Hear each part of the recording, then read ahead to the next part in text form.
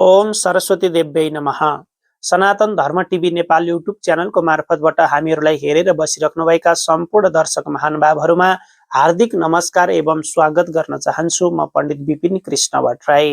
आज म हजुरहरूलाई सरस्वती पूजाको महत्व के कस्ता रहेका छन्, यस दिनका दिनमा हामीहरूले सरस्वती माताको पूजा कस्तो प्रकारबाट गर्नुपर्दछ, यदि हामीहरूको घरमा सानो बाबु नानीहरू हुनुहुन्छ र हामीहरूले उहाँहरूका निमित्त सबैभन्दा पहिला विद्याको शुभारम्भ गराउँदैछौँ भनेदेखि यस दिनका दिनमा के कर्महरू गर्नुपर्दछ, अथवा हामीहरूले विद्यालयमा सरस्वती माताको पूजा गर्दैछौँ भनेदेखि के कस्ता सामान्य विधिहरूलाई अपनाएर हामी आफैले पनि सरस्वती माताको पूजा गर्न सक्दछौँ, यी सम्पूर्ण कुराहरूको बारेमा म जानकारी दिनको लागि उपस्थित भइसकेको छु। कृपया भिडियोलाई अन्तिमसम्म हेरेर साथ दिनुहोला। यदि हाम्रो यस च्यानलमा नयाँ हुनुहुन्छ र अथवा अहिलेसम्म पनि सब्स्क्राइब गर्नुभएको छैन भनेदेखि नजिकै रहेको सब्स्क्राइब बटनमा थिचेर घन्टीमा थिची अल नोटिफिकेसनलाई पनि अन गर्न नबिर्सिनुहोला। आउनुस् अब ढिला नगरिकन विषयवस्तुतिर प्रवेश गर्दछौँ। प्रत्येक वर्ष माघ शुक्ल पञ्चमीका दिनमा वसन्त पञ्चमी वा श्री पञ्चमी पर्व पर्ने गर्दछ। यही दिनलाई सरस्वती पूजा भनेर हामीहरूले भन्ने गर्दछौँ। यो वर्ष विक्रम सम्वत 2082 साल माघ महिनाको 9 गते शुक्रबारका दिनमा पर्न गएको छ। आजको दिनमा नै ब्रह्माजीको मुखबाट सरस्वती माता प्रकट हुनुभएको थियो। कस्तो रूपमा प्रकट हुनुभएको थियो त भनेर भन्दाखेरिमा सेतो वर्ण, सेतो वस्त्र धारण गर्नुभएकी, श्वेत पद्मासनमा बस्नुभएकी, अनि हातमा वीणा, पुस्तक र स्फटिकको मालालाई धारण गर्नुभएकी, राजहंसमा आरूढ हुनुभएकी भगवती अभय मुद्रामा मुस्कुराएर ब्रह्माजीको बाणीबाट प्रकट हुनुभएको थियो। सरस्वती माताको आराधना गर्दाखेरिमा हामीहरूलाई जीवनमा अप्राप्य वस्तु भनेको केही पनि हुने छैन।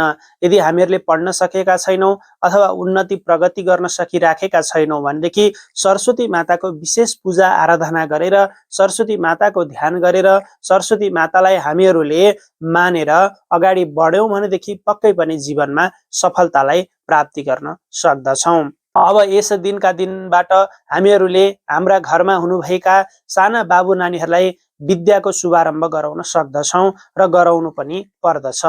आजकै दिनबाट हामीहरूले हाम्रा घरमा हुनुभएका साना बाबु नानीहरूलाई विद्या आरम्भ गराउनु पर्दछ।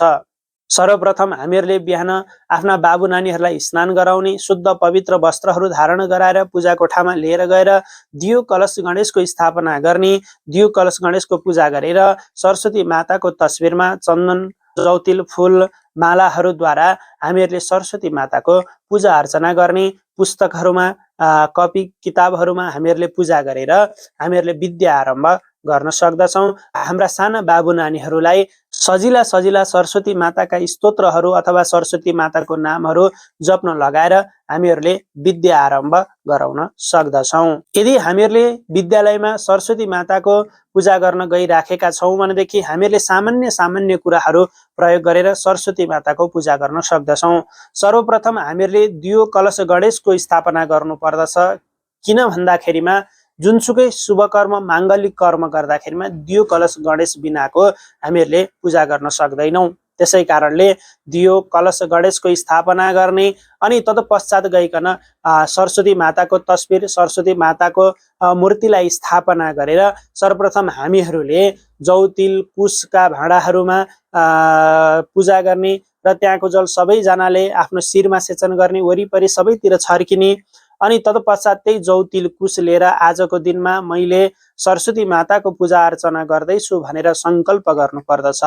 तत्पश्चात अर्घको पूजा गर्ने, अर्घको पूजा भइसकेपछि हामीहरूले दियोको पूजा गर्ने, कलशको पूजा गर्ने, गणेश भगवानको पूजा गर्ने, आफ्नो इष्ट देवता कुल देवताको पूजा हामीहरूले कलशको मुखमा गर्नुपर्दछ।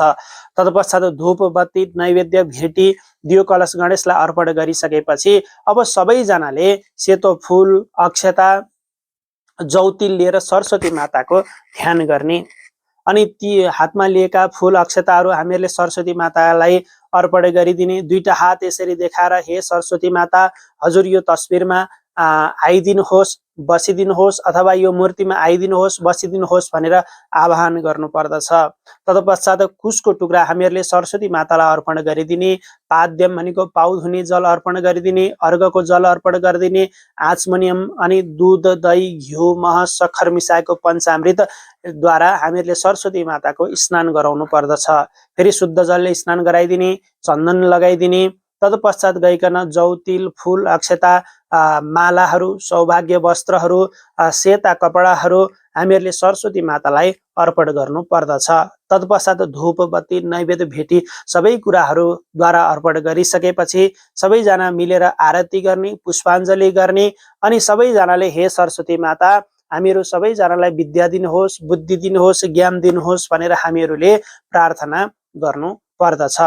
यस्तो प्रकारबाट हामीहरूले सरस्वती माताको पूजा अर्चना गर्यौं भनेदेखि पक्कै पनि सरस्वती माता प्रसन्न हुनुहुनेछ।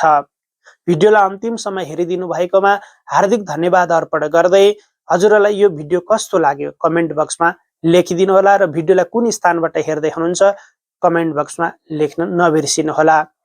र अहिलेसम्म पनि हाम्रो यस च्यानललाई सब्स्क्राइब गर्नु भएको छैन भनेदेखि नजिकै रहेको सब्स्क्राइब बटनमा थिचेर घन्टीमा थिची अल नोटिफिकेसनलाई पनि अन गर्न नबिर्सिनुहोला।